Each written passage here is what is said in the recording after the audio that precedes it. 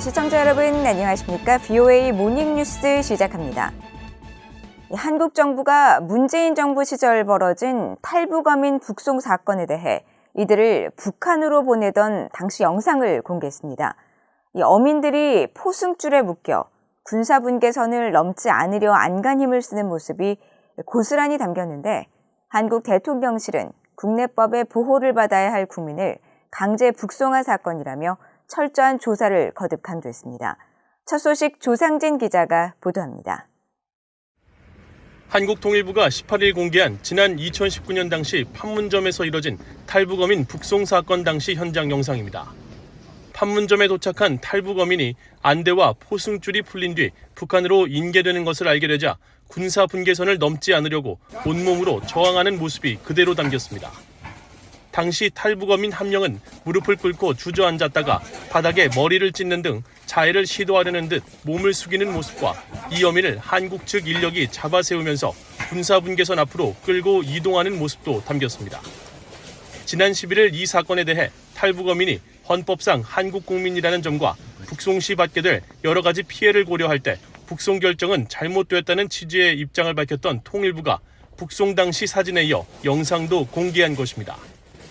영상 공개에 앞서 문재인 정부 당시 청와대 국가안보실장을 지냈던 정의용 전 실장은 17일 입장문을 통해 북한 어민 강제 북송이 정당하다는 주장을 폈습니다. 이들은 북방 한계선 NLL 인근에서 도망치다 한국 해군에 붙잡혔으며 특히 이들은 탈북민이나 망명자가 아닌 동료 16명을 살해한 엽기적인 살인마로 중대한 비정치적 범죄자는 추방하도록 규정돼 있고 한국 측이 먼저 북한 측에 송환을 타진했다는 것입니다.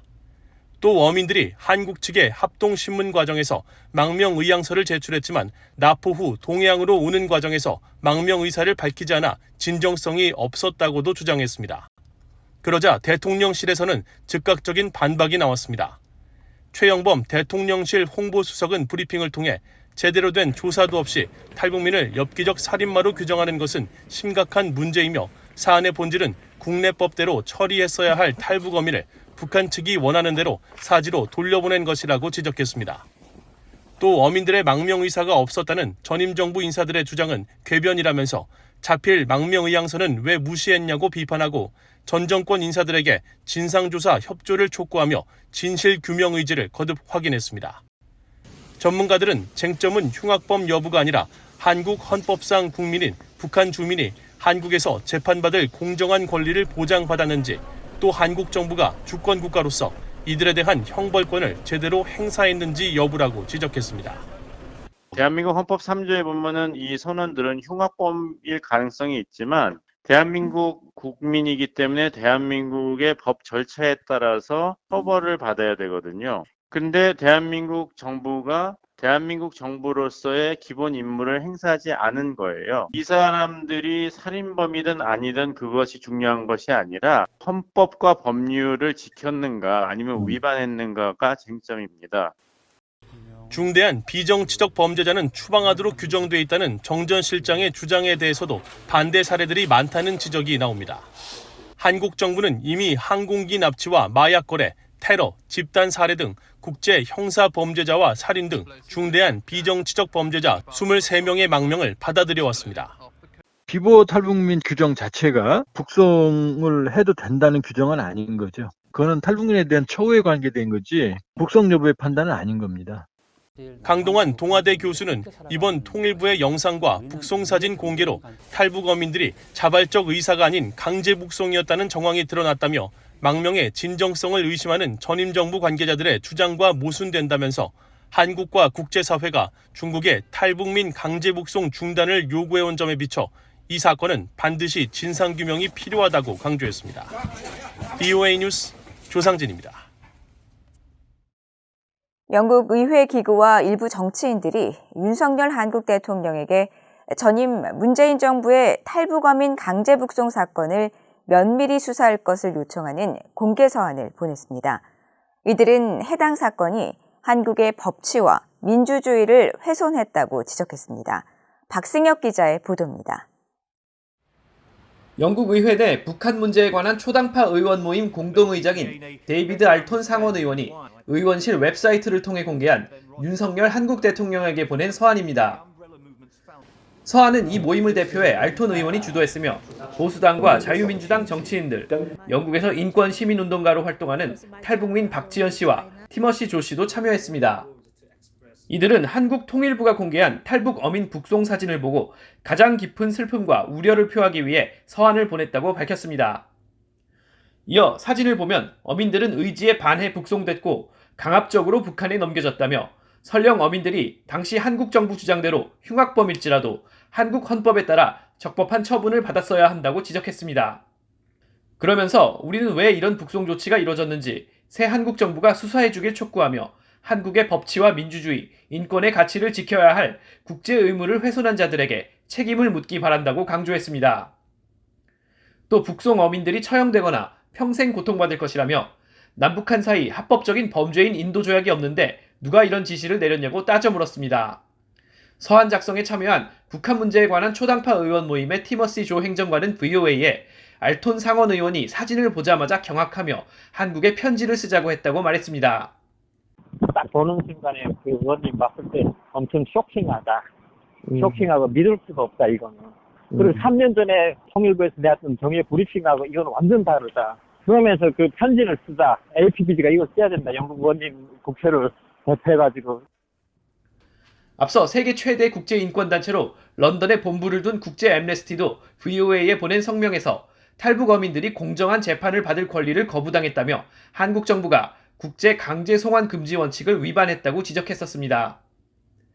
한국 안팎에서는 인권 변호사 출신으로 지난 2017년 대선 토론에서 흉악범이라도 사형을 집행해서는 안 된다며 사형제도 폐지를 강조했던 문재인 전 대통령이 국제 강제 송환 금지 원칙을 어기고 대표적인 비밀 공개 처형 국가인 북한에 어민들을 송환한 데 대해 충격적이란 반응이 잇따르고 있습니다. 유엔 인권 최고 대표 사무소도 최근 한국 정부가 북한 어민들을 북송한 과정을 규명하는 게 중요하다고 밝히는 등 국제사회도 이 문제의 심각성을 주시하고 있습니다. VOA 뉴스 박승혁입니다. 한국의 북한 인권단체들이 지난 2019년 발생한 탈북어민 강제 북송 사건과 관련해 북송을 결정한 최고 지시자라면서 문재인 전 대통령을 검찰에 고발했습니다. 한반도 인권과 통일을 위한 변호사 모임 한변과 북한 인권단체 총연합 등은 18일 서울중앙지검 앞에서 기자회견을 갖고 문 전 대통령을 살인과 직권남용, 국제형사범죄법 위반 등의 혐의로 검찰에 고발한다고 밝혔습니다. 이들 단체들은 탈북어민 북송사진 공개를 통해 귀순의 진정성이 없어 북송했다는 문재인 정부의 주장은 사실과 정면으로 배치되는 거짓말임이 명백히 드러났다고 주장하고 살인자라고 해도 한국 국민인 이들에 대한 강제 추방은 인권 국가에서는 있을 수 없는 반인권적, 야만적 행태라고 비판했습니다. 이어 비극적인 강제 북송 사건의 정점에 문재인 전 대통령이 있는 만큼 강제 북송 반인도 범죄를 저지른 문 전 대통령에 대한 고발을 통해 사건의 진실을 밝혀야 한다고 주장했습니다. 미국 의회에서 하원이 새 회계연도 국방수권법안을 최종 의결했습니다. 주한미군 규모를 현 수준으로 유지해야 한다는 조항과 또 한국에 대한 확장 억제 강화 계획을 보고하도록 하는 새 규정이 최종안에 담겼습니다. 이조은 기자입니다. 미국 하원이 지난 14일 본회의에서 찬성 329표, 반대 101표로 통과시킨 2023 회계연도 국방수권 법안입니다. 이 최종안에는 주한미군을 현 수준으로 유지해야 한다는 조항과 한국에 대한 확장 억제 강화 계획을 의회에 보고할 것을 요구하는 새 규정이 포함됐습니다. 특히 확장 억제와 관련해 국방장관은 한국에 대한 미국의 확장 억제 약속을 이행하기 위한 구체적인 계획을 내년 3월 전까지 의회에 보고하고 보고에는 미한 고위급 확장 억제 전략협의체에 대한 진전 상황도 포함하도록 했습니다. 의회 내 코리아 코커스 공동의장인 공화당의 조 윌슨 하원 의원이 추진한 확장 억제 관련 규정은 지난 5월 미한 정상회담에서 확인한 확장 억제 강화를 위한 협력 의지를 반영했습니다. 주한미군과 관련해선 한국에 배치된 약 28,500명의 미군은 한반도의 안정화뿐 아니라 영내 모든 동맹국을 안심시키는 역할을 한다며 기존의 강력한 주한미군 유지를 명시했습니다. 이 밖에 하원의 최종안에는 군사위가 의결한 미한 연합방위 태세 강화 방안에 대한 국방장관의 의회 보고를 요구하는 세 규정도 담겼습니다. 이날 본회의에선 수정안으로 제출된 미북 이산가족 상봉 촉구 조항도 최종안에 담겼습니다. 민주당의 그레이스맹 하원 의원이 제출한 미북 이산가족 관련 수정안은 국무장관이 한국 당국자들과 협의해 화상 방식 등 미북 이산가족 상봉 방안을 모색하고 이와 관련해 국무부 북한 인권 특사가 미국 내 한인 지역사회 대표들과 협의할 것을 촉구하는 내용입니다. 하원은 베트남전 참전 한국계 미국인들에게 미국 정부의 의료 서비스 제공을 허용하는 민주당의 마크 타카노 하원 의원의 수정안도 채택했습니다. 또 하원을 통과한 국방수권 법안은 상원의 법안과 조율돼 또 한 번의 표결을 거친 뒤 대통령의 서명을 거쳐 발의됩니다. 상원 국방수권 법안의 경우 현재 군사위 승인만 거친 상황으로 수정안 제출과 본회의 심의는 아직 시작되지 않았습니다. 지난달 중순 상원 군사위를 통과한 법안 요약본에는 북한 등의 탄도미사일 위협에 대비해 미사일 방어 체계의 현대화 사업을 지속하도록 하는 내용과 함께 북한 등 전 세계 핵 생화학 위협 확산에 대응하기 위한 협력적 위협 간소 프로그램과 3대 핵전력 현대화 사업을 계속 지원하는 내용이 포함됐습니다. VOA 뉴스 이조은입니다. 제닛 옐런 미국 재무장관이 북한의 핵포기를 압박할 제재를 더 갖고 있다면서 이를 한국 정부와 논의할 것이라고 밝혔습니다. 한국을 방문하는 옐런 장관은 18일 서울로 향하는 군용기에서 로이터 통신과의 인터뷰를 통해 북한이 올해 사상 최대 규모의 대륙간 탄도미사일 ICBM 시험 발사를 포함해 핵실험 감행 가능성이 제기되는 데 대해 미국이 북한에 추가 제재를 가할 수 있는 옵션이 있다고 말했습니다. 또 재무부는 어떤 발표 전에 제재 방안을 앞서 이야기하지 않을 것이라면서도 북한이 핵무기를 포기하도록 더 강하게 압박할 잠재적 제재가 더 있다면서 19일로 예정된 한국 정부 당국자들과의 회담에서 대북 제재 문제를 논의할 것이라고 밝혔습니다. 옐런 장관은 이번 방한을 통해 19일 윤석열 대통령을 접견하고 추경호 경제부총리 겸 기획재정부 장관, 이창용 한국은행 총재 등 주요 당국자들과 만나 대북 제재를 비롯한 경제 현안을 논의할 예정인 것으로 알려졌습니다. 미국과 한국 공군의 최첨단 F-35A 스텔스 전투기가 연합 비행 훈련을 수행한 것은 동맹에 대한 미국의 방어 의지를 확인한 것이라고 미국 국방부가 밝혔습니다. 마틴 메이너스 국방부 대변인은 15일 한국에 전개된 미국 공군의 F-35A 전투기들이 북한의 핵미사일 등 추가 도발을 억제하는 데 어떤 효과가 있는지를 묻는 VOA의 질문에 대해 영내 안정 유지와 동맹 방어에 대한 미국의 의지를 강조하며 이같이 밝혔습니다.